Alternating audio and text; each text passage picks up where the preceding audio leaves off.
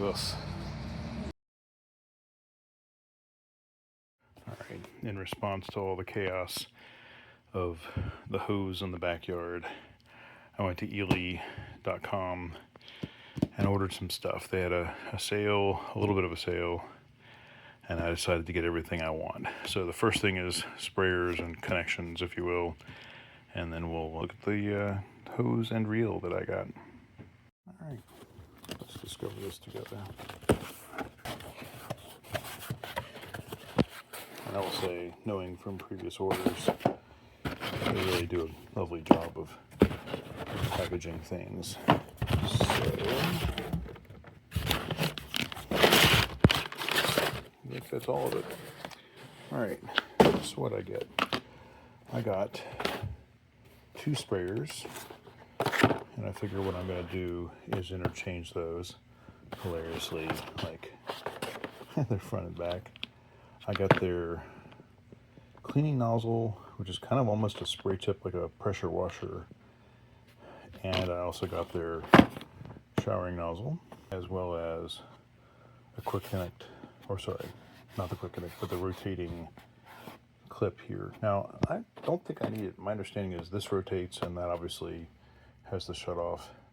But if I'm gonna make these interchange, I'm probably gonna put a quick connect there so I can switch between the two. I don't know. Let's have a look at it. All right, so I will say I'm not new to Eley. I have one of these already. I have some of their quick disconnects, and I have one of their hoses, which is a great hose, and it's suffered all kinds of abuse and suffered it well. So I'm going to continue to do business with them. So kind of shows you what this guy is for. In other words, one or the other of the two things. Now, look how, but it is incredibly beautifully machined. You got kind of a rougher texture to the stuff that'll be outside, and this stuff is just really, really nice looking. Now, since this has a gasket, I don't need Teflon tape, so I won't use any for now. All right, all set up, and it's really straightforward. You just, out and back to adjust the spray, which I'll show you here at some point. This thing is so heavy, it feels like a weapon as you're assembling it. It really does. That same kind of precision, and of course the heft, really nice. So the next box is the spray nozzle, and this guy is kind of interesting design. Again, super beefy and really nice. And then that is interchangeable with additional discs to adjust your spray pattern. So it's obviously a very fine set of dots here. Let's look at the other ones.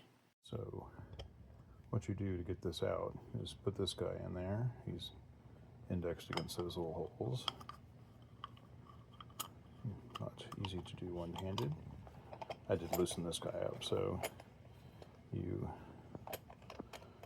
unscrew it. All right, so once you take it out of there, again, it's such a beautifully made thing. So you got 4, 3, 2, and 1 gallon per minute. So, max flow, min flow. And I'll see if I can get some videos of the output of that. But basically you have options, and all you have to do really is, I'm gonna actually go for the 2, give myself a little pressure, and you spin it back in there and dog it down with the tool, which I'm going to do again. Well, to do mostly off camera. Let's get it on the nozzle though.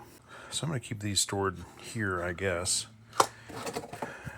in a cabinet over there somewhere. But here again, this little gap is kind of odd, to be honest. I feel like something should be there, but I don't think it turns any more than that. I'll give it a little crank, but anyway, that's what this guy looks like set up. And this guy is set up. Now let's set up the cart. Now I actually have some goodies from back in the day, some disconnects, and obviously this is kind of what they use once they're weathered. So when we were moving out of the old house, I kind of salvaged all these. Obviously that's not Eley. And then this guy, the splitter. So what I'll probably do is put this on the outside, have one available for any little hoses I have, and connect the other one to the hose reel. But I'm gonna go ahead and set these disconnects up actually. And even though this may not be how they package them currently, this is probably a couple years old. I love this like egg carton way they package these things. Amazing. All right, so this box has the hose in it. This has the reel. It even talks to you about how to open the box. Wow. All right, it wants a Phillips screwdriver. Fine. I will inventory the parts here. I'm actually gonna get the parts up here on the bench. Oh, Lord of mercy. All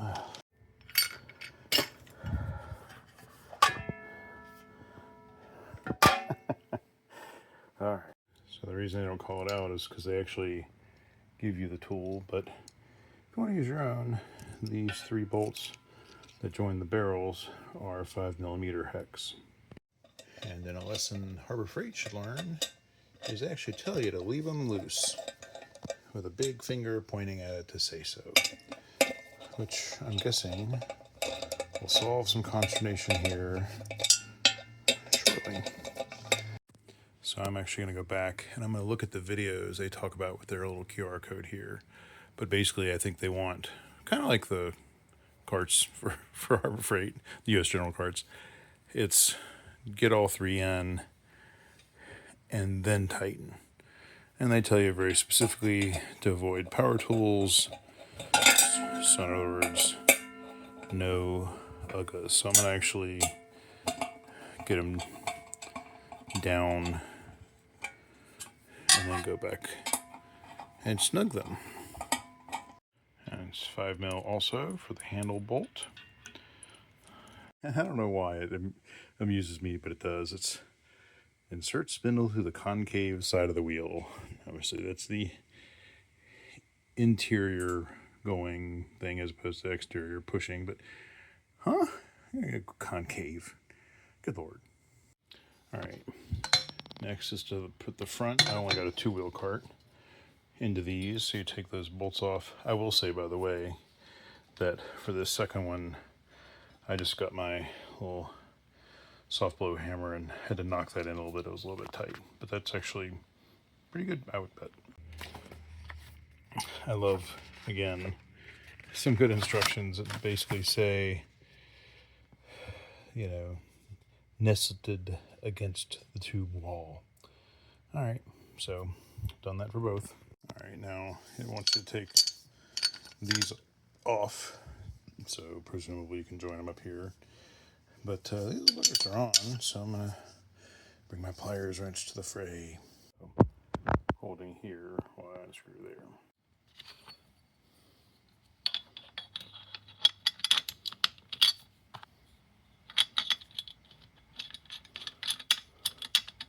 So once you got it all set up, it does tell you to tighten these. So I will. Project Binky has taught me the beauty of a captive nut. That's not exactly a captive nut, but it's in a captive housing, so nylock nut, and it stays put for you. All right, I'm a relatively well-educated dude with a pretty good vocabulary. But the frame Y, no idea what that means. I mean, I can see what it is, and I'm assuming maybe it means literally like the letter Y, because it kind of does resemble that, but wow. Anyway, time to put the handles on.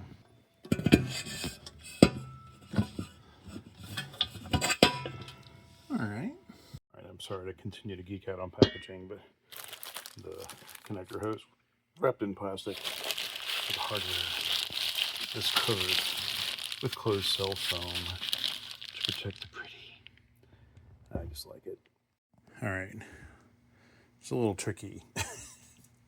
You put this up here, you kind of progressively put these through. So the male end of the feeder hose comes through, connects to this, you tighten it, you rotate the handle up and lock it in place. So now you're going to take the actual hose you're going to use feed it through this strap and bring it around.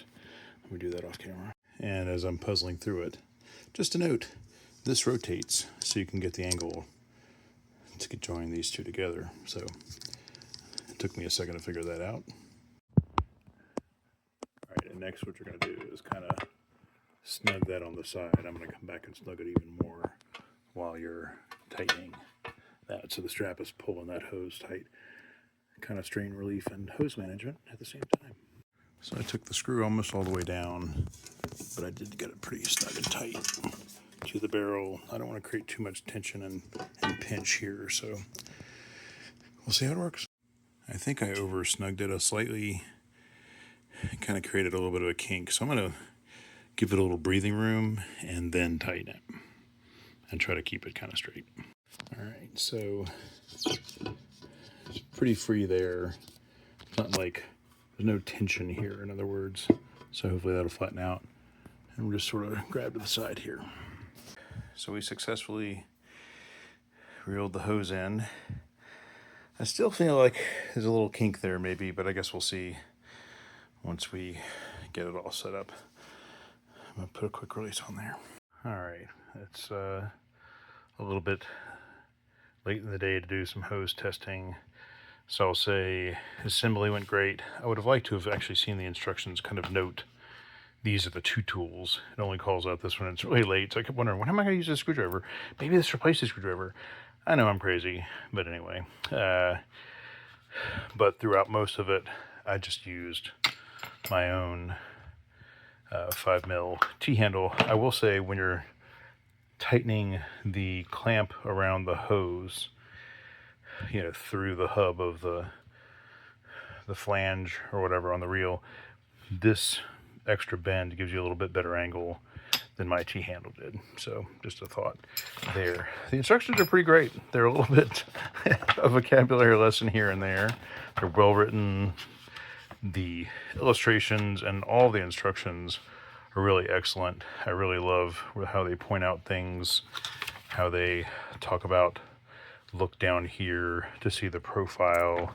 There's a few things like that where I just think they do a really nice job of showing you what is going to be happening as you're putting this thing together. So kudos on the instructions. I am going to go through and look at their video instructions just for giggles. I'm kind of guessing they're going to be nice. I'll put the comment here. All right, so let's wrap up the out of the box portion anyway, and we'll do some more tomorrow on the actual nozzles themselves. I went back and looked at the video, and the video is as good as the packaging. In fact, to be honest, I wish I'd looked at that first instead of the written instructions, because the nuances of how to install this are much clearer in the video. I do think the thing they call the Y is meant to be, because it is sort of Y-shaped. Maybe that's a technical term, I don't know. But highly recommend the videos. In fact, if you watch that installation video or the setup video and then watch how I did it, you'll see where I'm kind of muddling my way through a little, and probably would have done better and quicker for that matter if I'd watched the video. So even before trying it, I have to say I'm pretty confident this is going to work out. And it's really clear. All of this stuff is incredibly, incredibly well made. So I would say, is it worth the money? Yeah, it's worth the money. They're 10-year warranty, and frankly, it's just incredibly well made. You see it when you're using it and when you're unpacking it. And I have very little doubt that it's going to perform perfectly. So I'm pretty happy. I'm glad I got a sale. If it's on sale, it's better, of course. And, you know, looking forward to a lot of using it. And I guess we'll get a second video on the nozzles themselves. I'm trying to come up with a good sort of control test so I can compare to what I'm using now. But anyway, in the meantime, stay messy.